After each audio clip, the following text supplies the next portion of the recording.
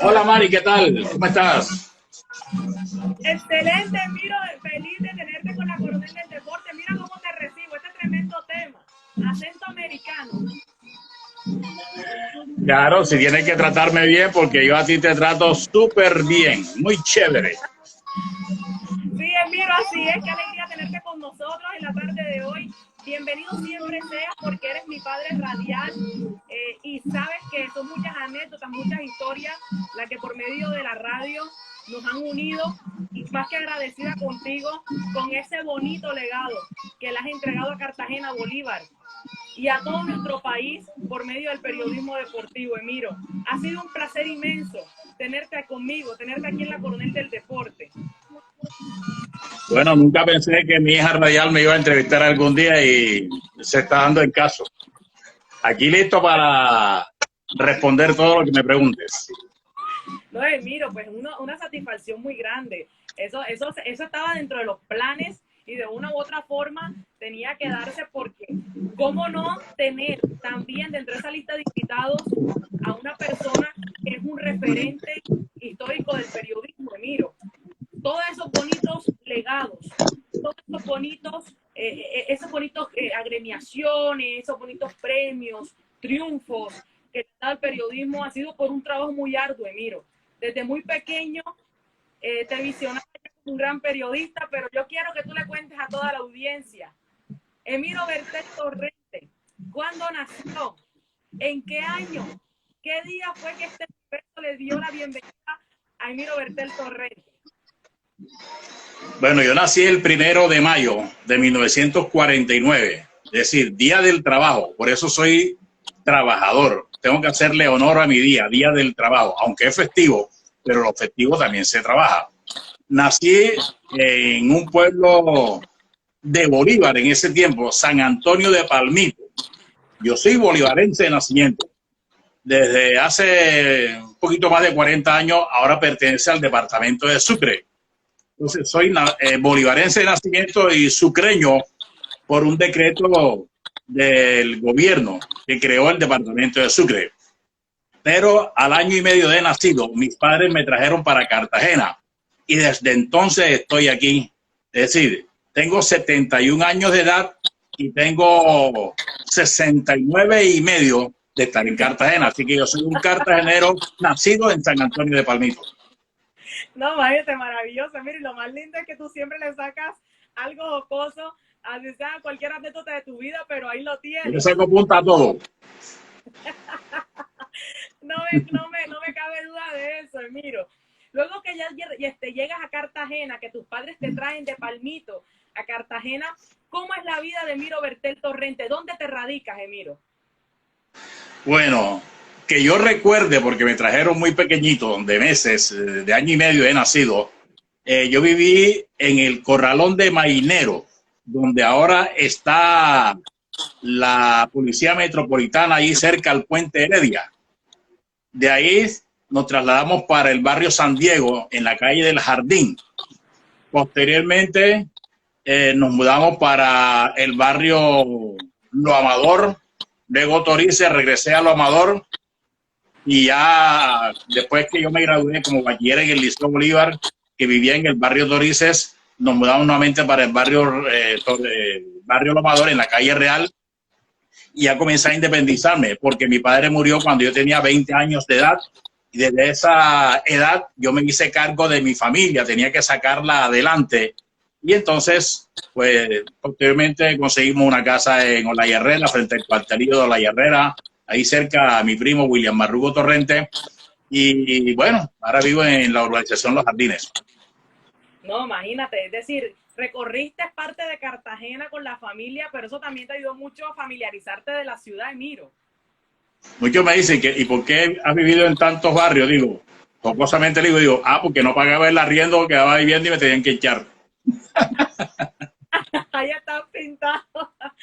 Emiro, después que ya llegas a Cartagena, que te radicas acá con tus padres, ¿cuál es esa primera escuela en la que tú haces la primaria y en la que tienes la oportunidad de aprender? Bueno, yo comencé en esa escuela de banquitos, en ese tiempo. Ahora le llaman prejardín, algo así, en la calle de la Carbonera del barrio San Diego. Y allí comencé a conocer las primeras letras. Después hice primero y segundo año de primaria en la escuela Alfonso Araujo en la calle Santander del barrio Lo Amador. Posteriormente, cuando nos fuimos para Torices, hice tercero y cuarto año elemental en la escuela Manuel Rodríguez Torices.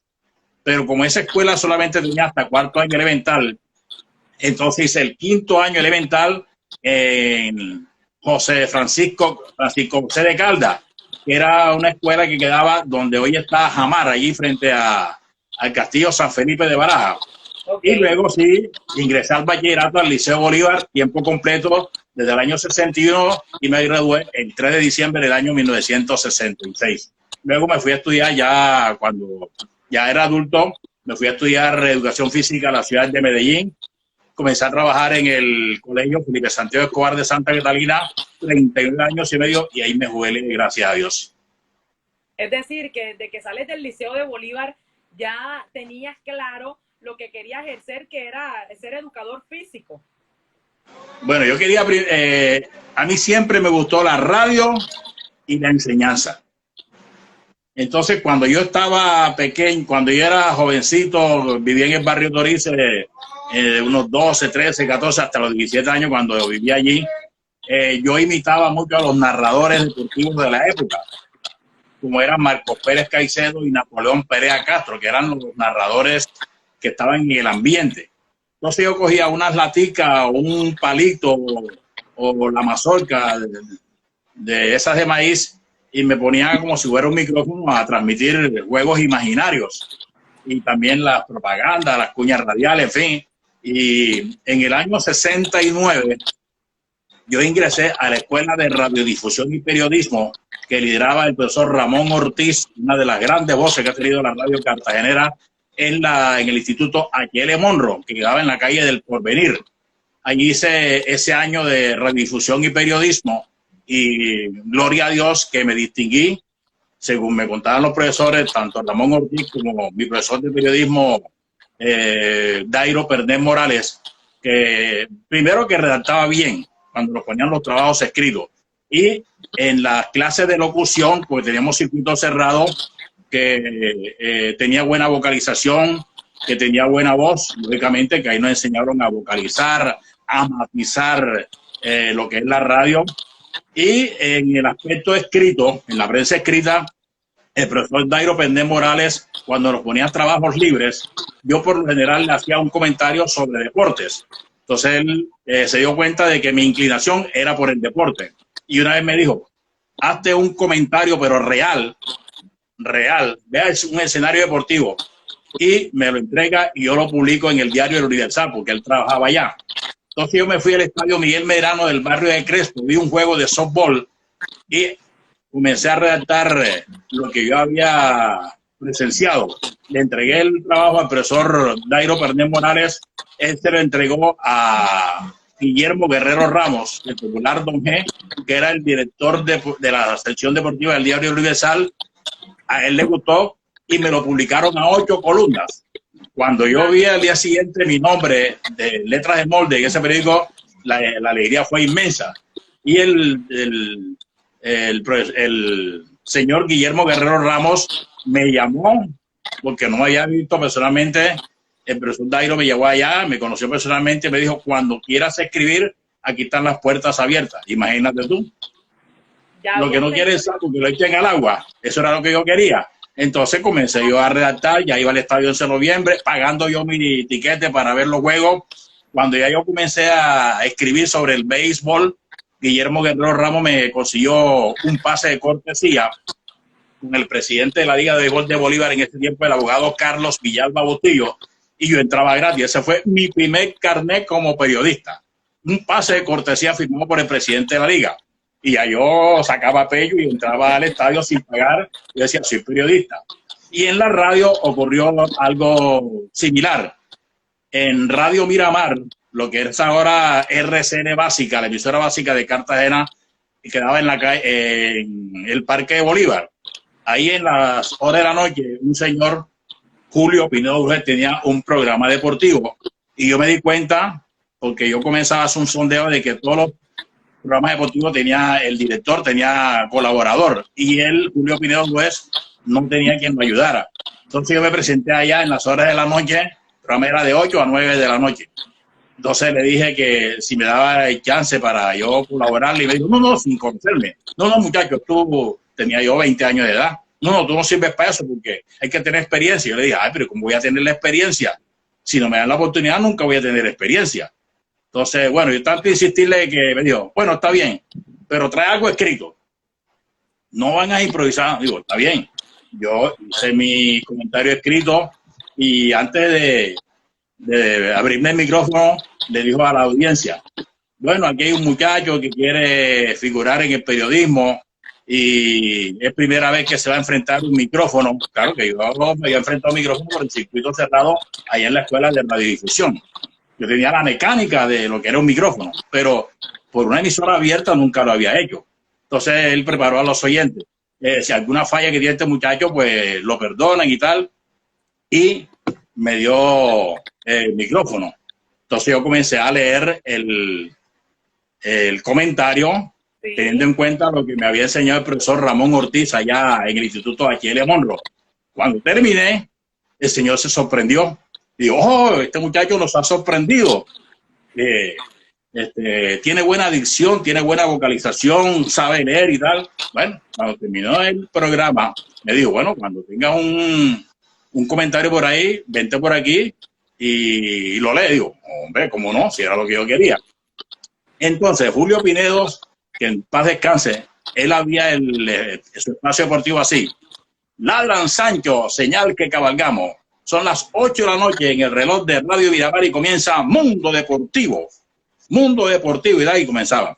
Bueno, a la semana, él me dejó solo. Después me lo dijo que lo había hecho adrede para ver cómo me desempeñaba yo ya solo.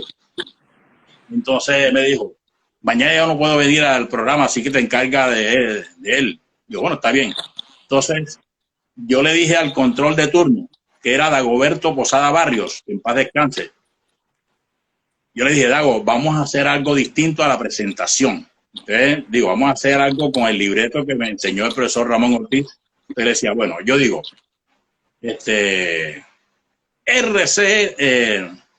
Radio Miramar de RCN presenta, y tú entras con una cortina musical. Y yo digo, Mundo Deportivo. Entonces entra otra vez la cortinita.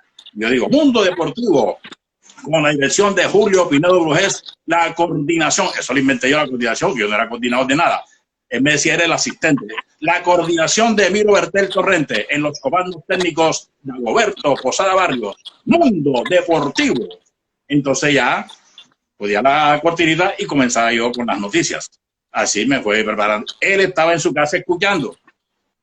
En la noche siguiente, cuando llegó, dice, te felicito. Es más, de ahora en adelante, tú vas a presentar el programa. Tú presentas y yo entro después. Así que imagínate tú, qué alegría. Y entonces yo le avisaba a mi familia, a mis amistades, que ya yo estaba en la radio y eso. Y bueno, y ahí comenzó mi actividad deportiva en la radio. Al año, Luis Alberto Payares Villa, que es un radioman que escuchaba todo, me llamó y me dijo, ¿tú quieres vincularte a mi programa deportivo que se llama Avance 71? Que lo tenía en emisora Fuentes. Cuando esa emisora Fuentes estaba ligada con el circuito Todelar de Colombia. Habían 3 emisoras en Todelar. Estaba emisora Fuentes, Radio Vigía, que también era, digamos, agregada, y la emisora matriz, que era La Voz de las Antillas, que es así la propiedad de Todelar. Pero las dos eran afiliadas a Todelar. Emisora Fuentes y Radio Vigía, que eran de la familia de Nelson Fuentes. Entonces, el espacio de Luis Alberto Payares Villa era a las 7 de la noche. Digo, bueno, con mucho gusto. Y además me puede servir para que lleven las estadísticas. ¿Tú sabes llevar estadísticas? Digo, sí. Yo no había llevado nunca estadísticas del béisbol. Pero digo, ¿cómo que me dime? Nunca pude decir que no, porque eso me lo enseñó el profesor Ramón Ortiz. Nunca diga que no, lo mismo que el profesor Dairo Pené.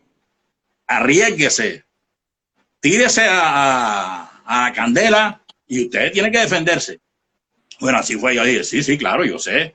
Pero entonces hablé con amigos, por ejemplo, Rodolfo Martínez Romar, veterano hombre de la radio que ya está jubilado, él llevaba la anotación en el Estadio Miguel Medrano de Crespo. Yo le dije que me enseñara cómo se llevaban las estadísticas, cómo se sacaba una tabla de posición, y él me enseñó gustosamente. Así que cuando Luis Alberto comenzó en las transmisiones del béisbol, él se convocó a un grupo de personas para hacerle competencia a Napoleón Perea Castro, que era el rey de la sintonía en ese momento. Pero las transmisiones de Napoleón Perea eran la narración de él y los comentarios de Elanio Porto Ariza y el locutor comercial. Es decir, que nada más eran los dos. Los tres con el locutor comercial. Correcto. Entonces, pero nadie sabía cómo iba un pelotero de su averaje. No se hacían entrevistas en el terreno de juego como antesala. Entonces,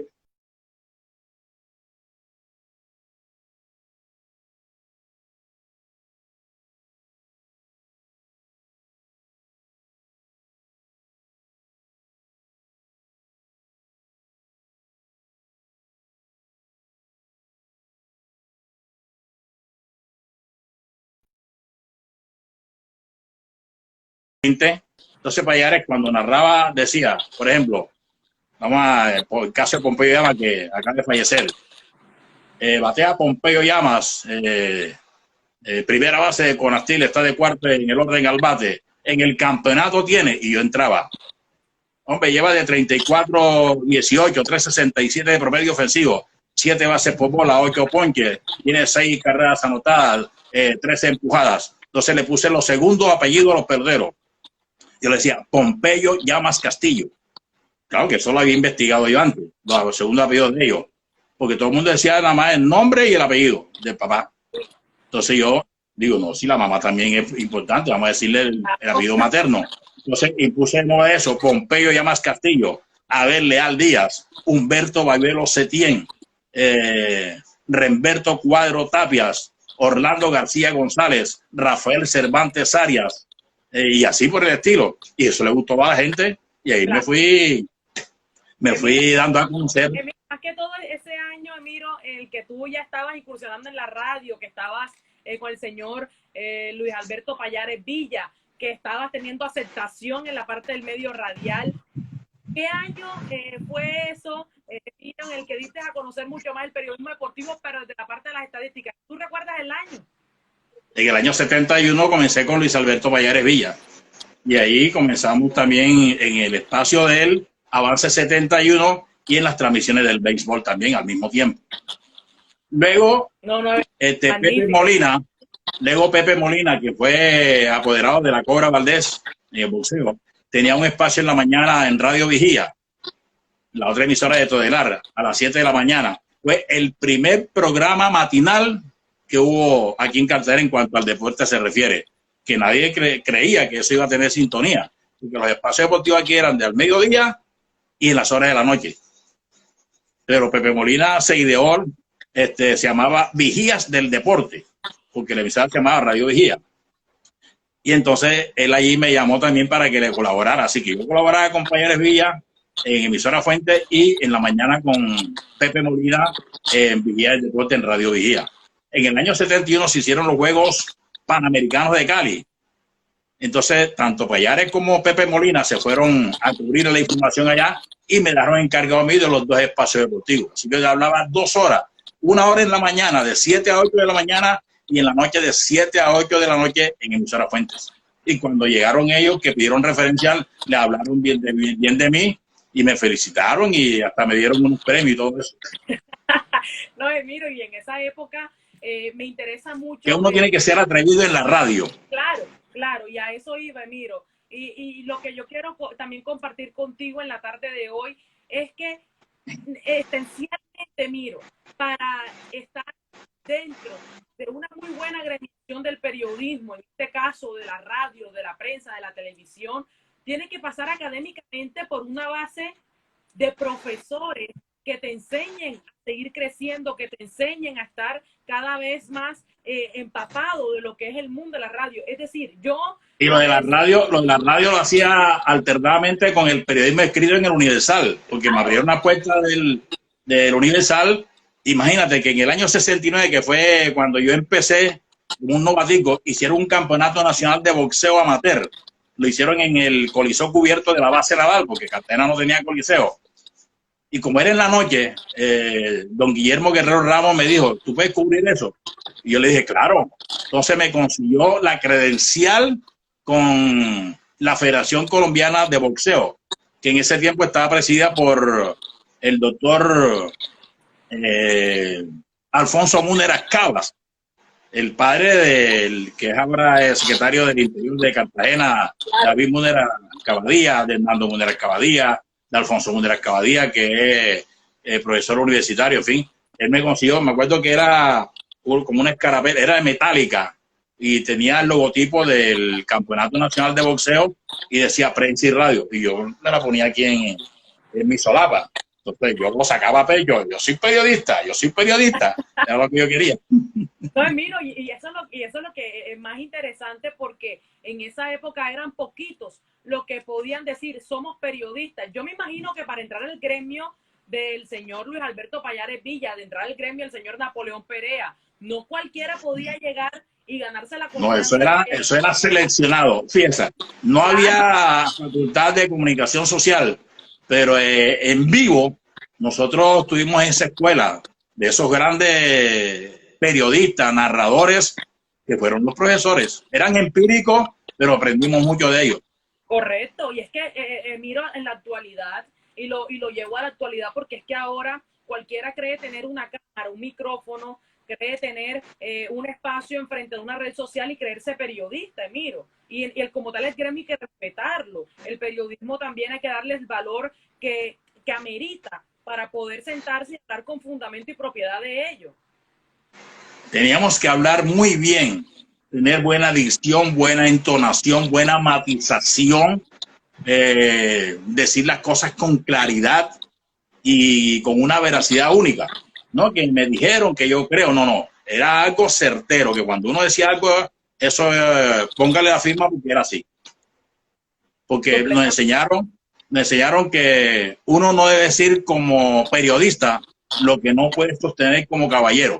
En el caso de ustedes las mujeres como damas. Entonces, ¿qué quiere decir eso? Que uno no puede escribir algo que no sea cierto, porque lo peor que le puede pasar a un periodista es que le rectifiquen una información. Entonces, uno se cuidaba de eso, que cuando uno escribía o hablaba, eso era cierto. Venían las polémicas, lo que sea, pero uno se sostenía porque tenía unos bases con que demostrar que lo que uno estaba diciendo o que estaba escribiendo era lo cierto. Completamente, miro, y ya esto es la razón, porque eso no puede perder. El hilo de lo que se lleva en el periodismo no puede perderse. Miro, pero luego que ya estás en las escuelas y que pasas a ser un periodista ya con nombre, con credencial de Cartagena, como Emiro Bertel Torrente, sigue todo ese paso en el periodismo deportivo, de estar con el señor Luis Alberto Pallares Villa. En algún momento también eran tus ganas de estar con Napoleón Perea. Bueno, yo estuve 3 meses solamente con Napoleón Perea Castro para el béisbol profesional, que fue la temporada en donde Indios le ganó esa final dramática al equipo olímpico de Barranquilla. Y tuve 3 meses porque tuve una disparidad de criterio en el grupo de Pallares Villa, algo que no me gustó. Entonces yo me fui para el lado de Napoleón, le dije que si él quería que yo le sirviera ayudante allá, y me dijo, hombre, si has llegado en el preciso momento, porque hoy tengo una reunión y había juego en Barranquilla, eran los viernes que habían doble juego. Entonces me mandó enseguida con los demás compañeros, entre esos estaba Alberto Medo Sierra, para Barranquilla, y yo narré esos 2 juegos en Barranquilla ese día. O sea, entré por la puerta grande en el grupo de Napoleón Perea, porque ya él me conocía trabajando con Pallares Villa. Entonces duré esos 3 meses ahí, pero cuando terminó la temporada, que Indio fue campeón, Luis Alberto me volvió a llamar, ven acá, vamos a limar asperezas y eso pasa en cualquier cosa. O sea, fueron cosas que no fueron graves, sino como ocurre en una casa, que uno a veces pelea con el papá o con la mamá porque no está de acuerdo con un planteamiento y uno se molesta. Eso fue lo que me pasó con Pallares y con los demás compañeros, hasta Eugenio Baera, Freddy Guinete, en fin. Entonces, digo, bueno, está bien, si yo no soy resentido, ni estoy amargado, ni nada, regresé al grupo de Pallares Villa porque él me necesitaba, porque ya me había hecho como narrador suplente. Yo de la estadística pasé a ser narrador suplente él. Y entonces las estadísticas yo se las entregué a mi primo William Marrugo Torrente. Yo le enseñé a William a llevar las estadísticas y lo llevaba al estadio, y ahí comenzó William también a enrolarse en la radio. Yo creo que fue mi primer alumno en la radio que tuve con William Marrugo, mi primo, compadre y doble colega. Más que mi primo, yo digo, es mi primer hijo radial, William Marrugo Torrente. Y después vinieron muchos más. Así es, Emilio. Entonces, Esa base de periodistas con la que tú te iniciaste, con la que estabas compartiendo cabina, ¿quiénes eran, Emilio? Bueno, cuando yo me inicié con Payares Villa, que era el jefe, el gran jefe Pluma Blanca, estaba en los relatos comerciales Miguel Polo Sarabia, pero no era un comercial solamente, como te decía antes, era un hombre creativo, tanto así que él fue gerente de Emisora Fuentes. Y también llegó Alfonso Cabrera Altamiranda, que fue director artístico de Emisora Fuentes, cuando antes las emisoras tenían directores artísticos, ahora no hay directores. Entonces, fíjense, dos personajes que llegaron ahí al grupo de Luis Alberto Payares Villa. Los comentaristas eran Antonio Piz Hernández, que tenía un seudónimo, Luis de Lucas, es un hombre muy sabio, que él no decía, yo llegué solamente a bachiller, pero un hombre de una sapiencia única. Usted sabe que antes el que salía con bachiller, eso sabía mucho. Y él, siendo bachiller solamente, fue gerente en ese tiempo del Inderena, que era la entidad que manejaba las cuestiones ambientales en nuestro medio. Y estaba también Rafael Bolaños Coronel, también nos ayudaba ahí después en las entrevistas, también le enseñé a llevar las estadísticas antes que llegara William Marrugo también. Entonces ese era el grupo. Posteriormente, con el paso del tiempo, llegó Eugenio Baera Calvo, entonces ya él hacía las entrevistas en el terreno de juego y yo me dedicaba solamente a llevar las estadísticas y a narrar, porque Eugenio se dedicó a las entrevistas. También llegó Freddy Jinete Daza, posteriormente llegó Edwin Marsiglia Jaraba, en fin, fueron varios los que fueron llegando posteriormente. Cuando Napoleón, bueno, falleció, Gualberto Ubedo también hizo parte del grupo de Payares Villa, Melanio Porto Ariza también hizo parte del grupo de Payares Villa, que se llamaba Producciones Punto, era la empresa, porque Payares era un hombre muy organizado y creó su empresa de publicidad, se llamaba Producciones Punto. Entonces éramos empleados de ellos y nos pagaban por nómina. Cada 15 días nosotros teníamos el cheque ahí. Uno podía decir en la casa, pongan el fogón. Porque eso sí, cumplidor con el pago. Yo aprendí digamos, lo ser correcto en la radio, la seriedad, el buen vestir. Payares no aceptaba que uno fuera y que en bermuda, pantalón corto, en chancleta, no, señor. Tenemos que ir bien presentado, porque él decía, nosotros somos artistas de la radio y usted no ve que, y tampoco permitía que uno tomara licor, cerveza en la cabina de transmisión. Pues decía, esta es nuestra oficina de trabajo. Usted no ve a un empleado en un banco que está con una botella de cerveza ni con una botella de ron, o en cualquier empresa. Entonces, aquí también tenemos que tener seriedad. Y eso lo aprendimos de Luis Alberto. Y hay que respetar el lugar de trabajo donde cada quien se desenvuelve. Emilio, pero esa primera anécdota en torno a campeonatos nacionales, ¿con quién fue? ¿Fue con Luis Alberto Payares Villa que lograste salir de Cartagena a cubrir un evento deportivo a nivel nacional? Sí, con Luis Alberto. Bueno, yo después, a los 4 años, me afilié a Ciclodeportes Bolívar, lo que ahora es la COR Bolívar. Porque tenía uno que tenía 4 años por lo menos en el periodismo.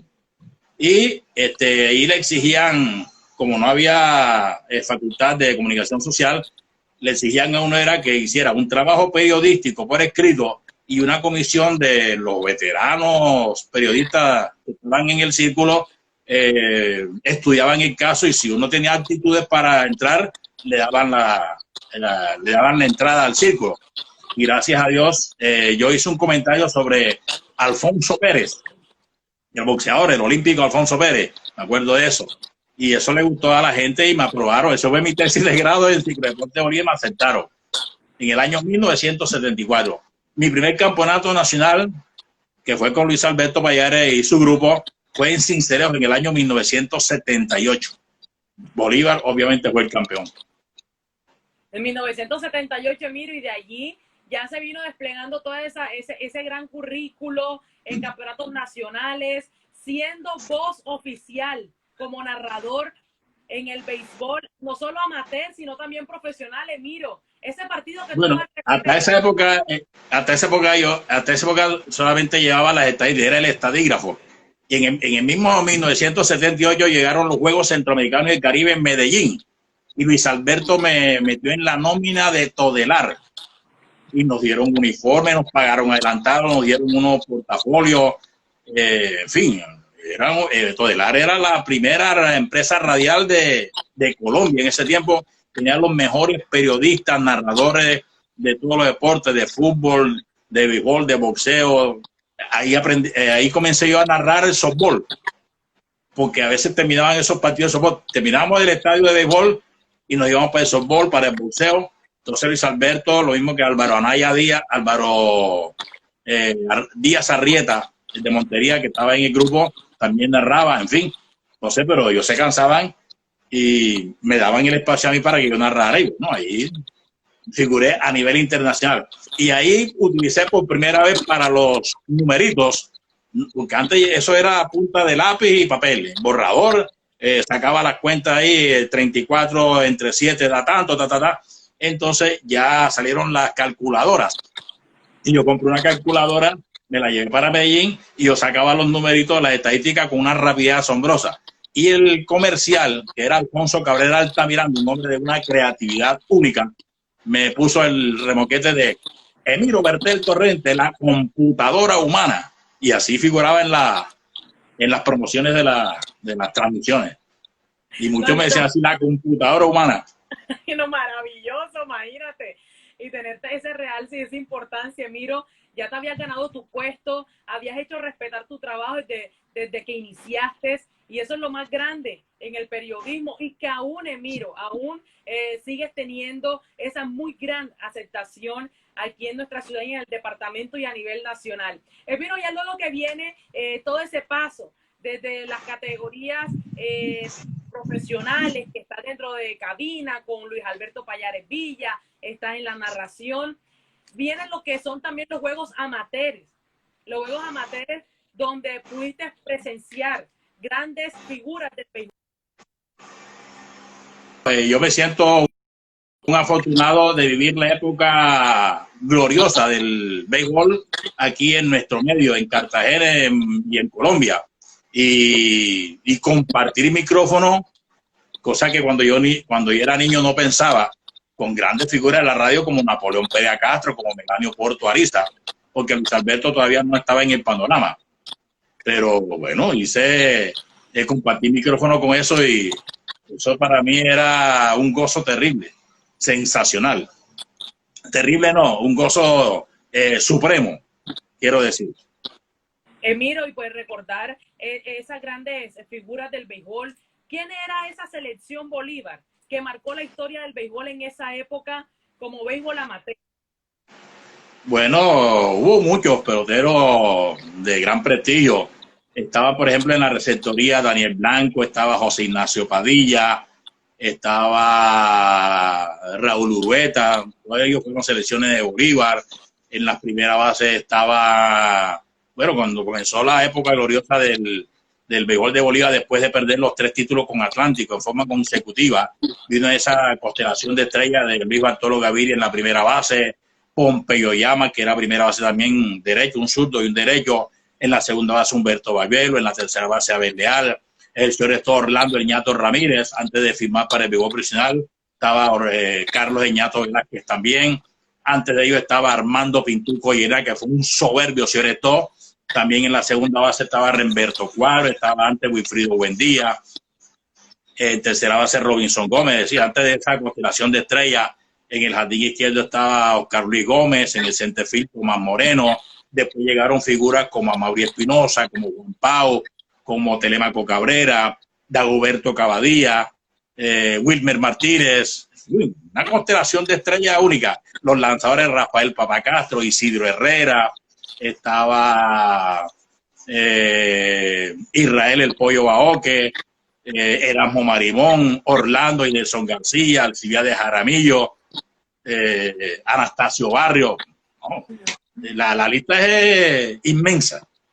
No, Es una época gloriosa del béisbol. Prodigiosa. Era una mente prodigiosa, imagínate, desde esa época. Gloria a Dios. Un line-up que ha pasado las fronteras del béisbol, de la pelota en nuestra ciudad, en nuestro departamento. Y en la categoría juvenil también habían unos jugadores extraordinarios. Por ejemplo, en el año 1972, cuando se hizo el primer campeonato nacional en la ciudad de Barranquilla, categoría juvenil, que el manager fue Julio Cantillo Torres, con la asesoría de Álvaro Paz Rázala, de Chino Fan, estaban, que recuerde, te lo estoy diciendo de memoria, en la receptoría, Jerónimo Blanco y Luis Peralta. Sí, en la primera base, Diego Luis Cota, que ahora es médico. En la segunda base, Juan Romerín. En la tercera, su hermano Justiniano Romerín. El shortstop titular era Javier Ortega. El suplente del infield era Jesús Matías Lozada. El jardinero izquierdo era Pedro Gómez con Telémaco Cabrera. El jardinero central, Humberto Vargas Jr., el hijo del Papi Vargas. El right fielder titular era Dagoberto Cavadía. El lanzador estelar era Sergio Miranda. Estaba Wilson Iglesias también. No, es un tremendo equipo. Pero bueno, para mí el equipo juvenil más glorioso fue el del año 77 en Bogotá, que tenía en la receptoría a Policarpo Liñán, a Antonio Rocha y a Oscar Botet. En la primera base, Efraín Rodríguez. En la segunda base, Juan Jiménez. En la tercera base, Ramiro Jiménez. El shortstop, Joaquín Gutiérrez. El left fielder era Wilmer Martínez. Center fielder, Roberto Pajarito Martínez. El right fielder se la alternaba Rodolfo Rodríguez con Rafael Torres. Los lanzadores estelares eran, bueno, casi todos eran estelares. Estaba Jairo el Morochito Martínez, Sergio Villalba, que jugó béisbol profesional. Estaba un muchacho de Santa Rosa, Edgardo Marrugo. Estaba también Rafael Alandete, que ahora es árbitro de softball. Estaba Orlando Baena padre, lógico. Estaba un súbdito, Marcelo Sepúlveda. Ese era la nómina de Bolívar. El infielder suplente era José Urrego, le decíamos el Joe Urrego, o le decíamos porque todavía está vivo. Entonces, para mí ese ha sido la juvenil más gloriosa que ha tenido, el mejor equipo juvenil que ha tenido Bolívar en toda su historia. No, imagínate, maravilloso, Emiro, y saber de que muchos de ellos aún están con vida, que pueden entregarle esas grandes anécdotas, no solo a usted conoce mucho de ellos. Digo, usted conoce a muchos de esos muchachos. Usted conoce a muchos de esos muchachos. Claro, Emiro, así es. Y también, Emiro, saber cómo tuviste ese amor no solo por el béisbol, también luego pasas a softball, te enamoras del baloncesto, del voleibol, del boxeo. Emiro, ¿cómo llegas a ser un periodista versátil y no solo narrar béisbol, sino narrar otros deportes? Sí, Payares me dio la oportunidad de narrar el boxeo, también el baloncesto, en esa época también gloriosa del baloncesto, cuando estaba Boris Campillo, el bombillo Omar Sierra, estaba Álvaro Terán, estaba el Perilla Mercado, estaba Dalton Watler, estaba este muchacho Madrid. Bueno, una constelación de estrellas en el baloncesto. Uno que está vigente todavía, el Tumba Herrera, Bernardo del Tumba Herrera, que todavía a sus 60 y pico, casi 70 años, todavía juega baloncesto y ha sido el mejor triplista que ha tenido el baloncesto de Colombia en toda la historia. Ellos eran dirigidos por Jairo Ramírez, por Hugo Sierra en esa época, era el Papi Galofre, eran los entrenadores de esa época. También estaba Ángel Porra como entrenador. El basquetbol aquí con la dirigencia de Mario Ramos Vélez, que era presidente de la Liga de Baloncesto de Bolívar en esa época, y también fungía como director de Confenalco. Entonces, no, fue una época maravillosa y me convertí en el primer narrador de voleibol, no solamente de Cartagena, sino de Colombia, dicho por el mismo presidente de la federación en ese tiempo, que estuvo aquí en un campeonato, en un regional de voleibol que hicieron, y yo me atreví a narrar voleibol. y ese que va a sorprender, el primer narrador que yo conozco en Colombia de voleibol y el segundo en América del Sur, porque el primero lo conocí en Perú. Entonces eso para mí es un orgullo. O sea, yo narré todo eso. Muy inmenso. Y que sea cartagenero el que haya tenido todos esos grandes logros, Emiro. Para nosotros es una satisfacción decir, mi padre radial fue el primer narrador de voleibol que tuvo Colombia en esa época. Emiro, cuando ya... Y no me has preguntado, pero de los deportes, lo que más me gustaba narrar, ¿sabe cuál era? ¿Cuál se imagina usted que era? Bueno, el baloncesto. Lo que más te gustaba narrar era el baloncesto. El baloncesto, ¿sabe por qué?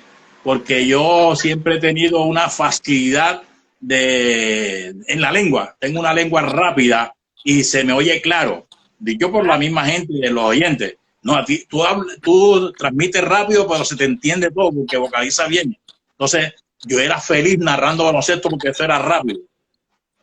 La pelota la lleva el bombillo Sierra la pelota para Alda Terán para el Boris Campillo. Boris Campillo se corre por el sector derecho de la cancha, la desconvierte y así.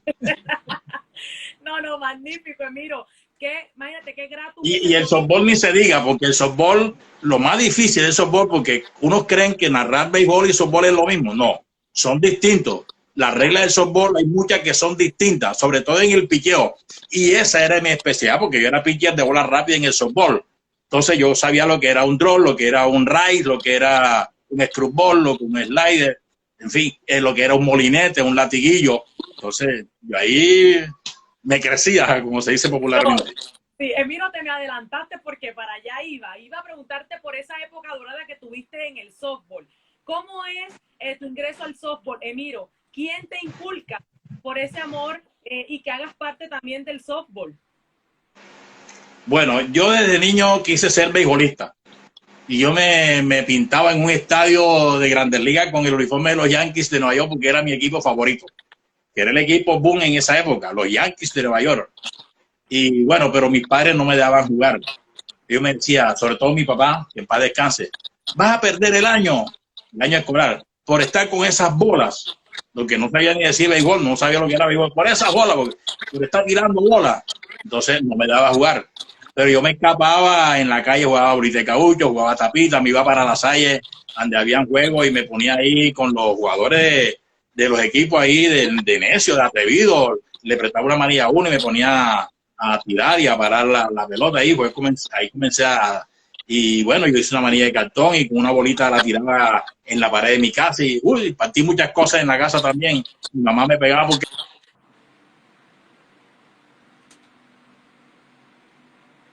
Vamos a esperar a que Emiro que tenga nuevamente conexión. Allí como que se logró caer un poquito la conexión con Emiro. Emiro, te escuchamos. Emiro.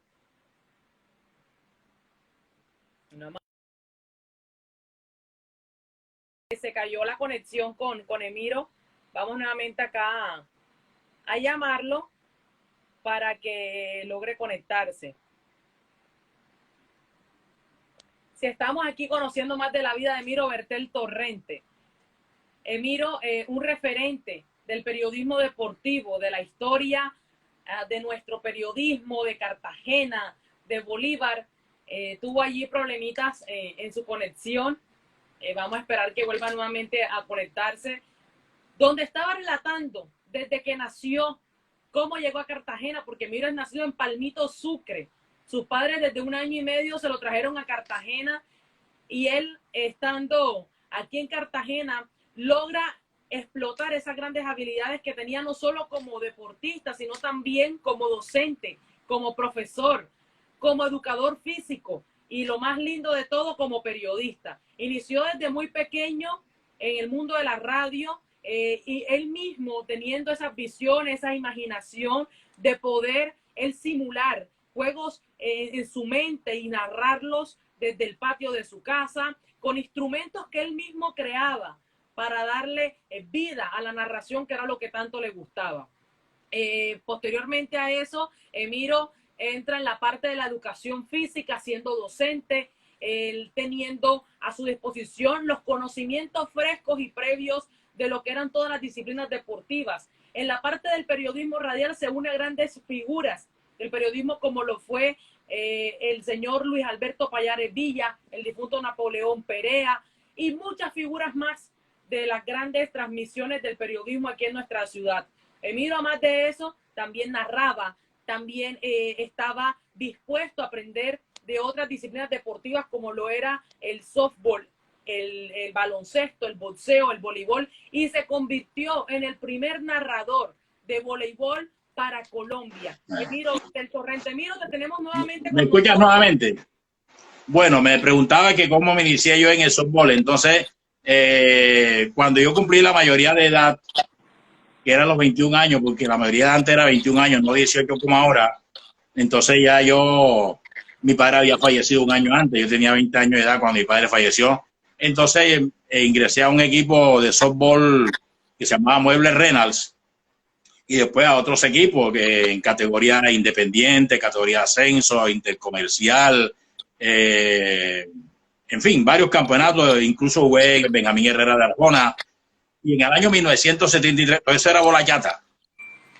En el año 1973 fui como periodista acompañante de la delegación de softball de Bolívar al campeonato en Barranca Bermeja.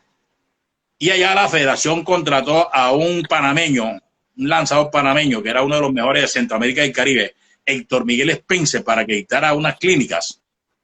Y él comenzó a entrenar a los que deseaban a cómo se tiraba el molinete, que es la vuelta completa al brazo.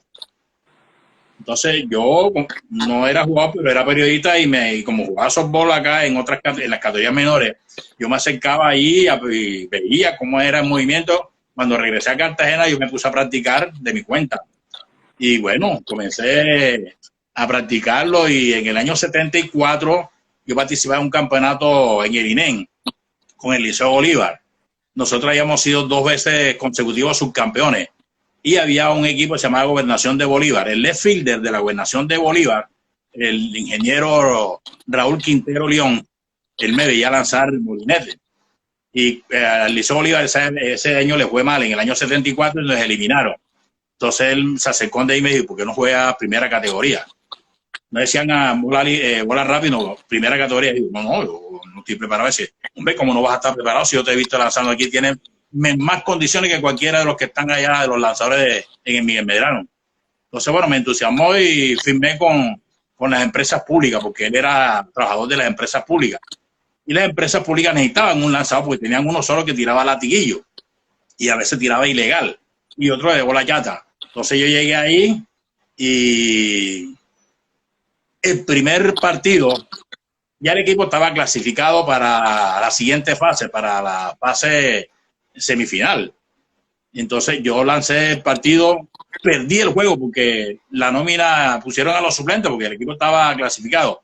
Pusieron a los suplentes, pero a pesar de que perdimos el compromiso, el manager se dio cuenta de que yo tenía buenos movimientos y en ese tiempo iban a escoger la preselección Bolívar para el Campeonato Nacional de Medellín.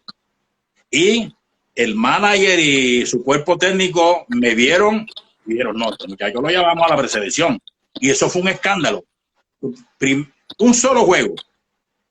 Lo pierdo y me llevan a la preselección Bolívar. Entonces aquí pusieron el grito en el cielo, ¿cómo es posible? Entonces ellos dijeron, eso me lo dijeron después, Lucho Díaz Ramírez me lo dijo después, que era uno de los directivos.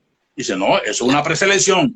Tiene que ganarse su puesto, si rinde bien o si no, para afuera. Y así fue. Y comenzamos, entonces yo me puse a las órdenes del profesor Hernando Gutiérrez, que era preparador físico y era trabajador del liceo. Yo trabajaba en el Liceo de Bolívar.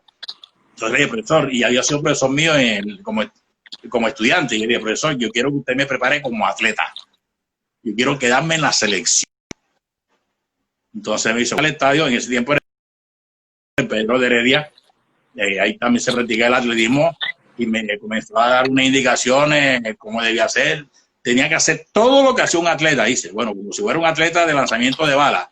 Cogía la bala del atletismo y la ponía a hacer los ejercicios como si fuera a lanzar softball. Dice, claro que lo vas a tirar cerca porque no te va a dañar el brazo.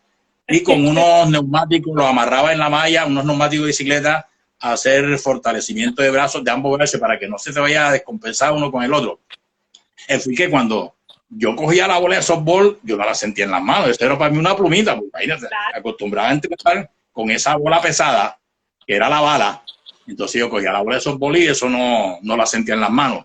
Yo tenía una velocidad extraordinaria, y tanto así que me pusieron flecha veloz, por la velocidad de mis lanzamientos, sí. Bueno, entonces comenzaron a sacar manteca en la preselección, a ir eliminando jugadores, y yo ahí me iba quedando, y yo ahí me iba quedando. Uno dice aquí, iban sacando manteca, y yo ahí.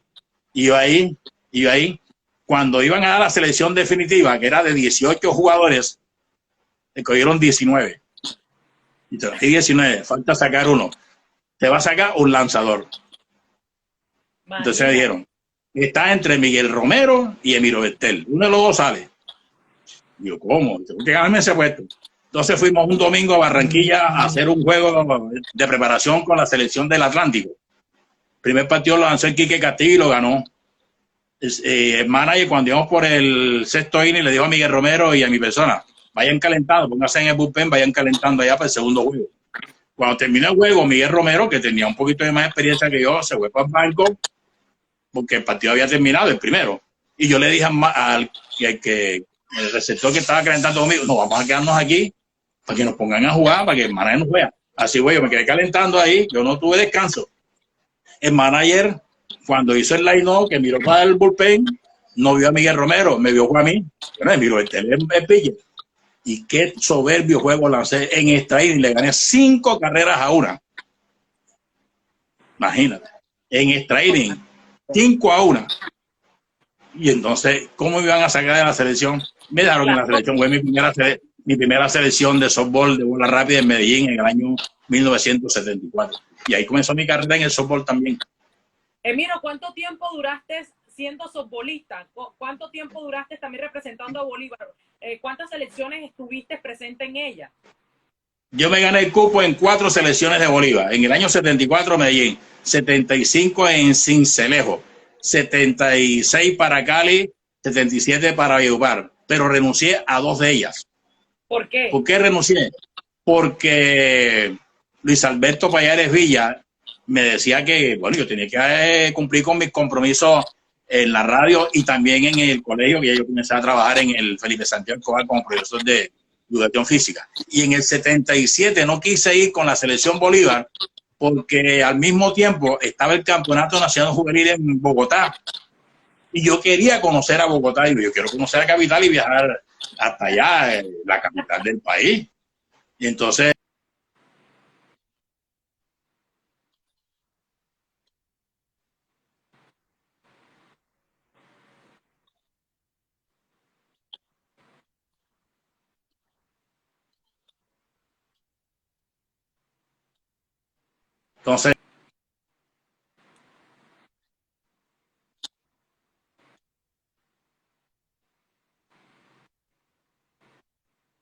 Vamos a ver, Emiro, porque se escuchó. bueno, pero tú llegas atrasado, llegas sudado y eso no te da nada, tú aquí estás ganando plata. Entonces esa cantaleta de mayaje, digo, bueno, yo no voy a estar que me estén regañando cada rato. Me quedo, dejo el softball y me quedo en la transmisión. Entonces yo para avisar, usted decía comandante. Yo le puse a mi comandante. Comandante, pero a usted que le gusta el deporte, debe hacer deporte, hombre. Con eso me lo hacía reír un poco. Y en el año 79 me llamaron a la preselección Colombia también, de fútbol. Y iba a un campeonato centroamericano y el Caribe en San Juan de Puerto Rico. Y considero que me dieron injustamente, porque no hicimos partido de preparación con otros países ni con otros equipos, sino nosotros mismos. La selección A y la selección B. La selección A era la titular y la selección B era la suplente. Nosotros, de 5 juegos, la selección B, perdimos 4 y ganamos 1. Y el único partido que ganó la selección B, lo lancé yo y lo gané, lanzando todo el juego. Y yo me sentía seguro en la selección. Y cuando dieron la nómina definitiva, quedé por fuera. Eso me desmotivó un poco también, y la cantareta de Payares, de que llegaba tarde a transmisiones, me hizo que abandoné el softball y ya, no jugué más. Luego en el año 86 regresé, no sé por qué, voy a probar, ya se jugaba en el estadio de los Caracoles. Entonces firmé con Colpuerto, hice un año en Colpuerto, allí jugué, quedamos campeones, En el año 80 jugué con el Cola Roma, fue mi último equipo, porque quería jugar en el estadio Argemiro Bermúdez Villadiego, que yo le puse ese nombre de estadio. Quería despedirme jugando allí, lo hice y fue satisfacción para mí. Y una anécdota, en los equipos en donde yo debuté en primera categoría, siempre fuimos campeones. En el 74 con las empresas públicas, fuimos campeones. Yo gané los 2 juegos de playoff y fui el jugador más valioso de playoff. Y me declararon el softbolista del año en compañía de Carlos Montalvo. En el año 77, yo jugué en empresas públicas 74, 75 y 76. Doctor Argemiro Bermúdez Villadiego ya era presidente del Club de las Empresas Públicas. Entonces, él pasó a dirigir, a gerenciar la empresa Titán de Mogollón y me dijo que me fuera para allá. Y digo, claro, si usted es mi padrino. Entonces me fui para Mogollón y jugué allá 77 y quedamos campeones, ganándole a mi ex equipo en la final de la empresa pública, 78 y 79. Y en el 80 hubo un solo partido con Alcali en Colombia, que fue cuando trasladaron el softball del Estadio Miguel Medrano, cuando ya tuvieron que entregar estos terrenos para los patios del Liceo Bolívar, donde está el departamental ahora. Pero yo no quise jugar más, pero digo, por esa cantaleta que tenía y lo que me había pasado en el 79, que me llamaron a la preselección Bolívar y yo no quise ir tampoco porque había perdido mucho tiempo en la práctica con la preselección Colombia y mis alumnos me necesitaban. Entonces eso me desmotivó y regresé en el 86 con Compuesto y debuté siendo campeón. Entonces, fíjate, 3 equipos, empresa pública, campeón. En el 77, Titán de Mogollón, campeón, y yo gané el último juego con Titán.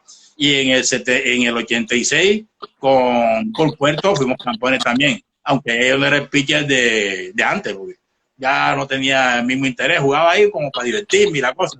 Y en el 80 con el Cola Román, y ahí fue mi último campeonato. Bueno, Emiro, ahí sí me retiré definitivamente.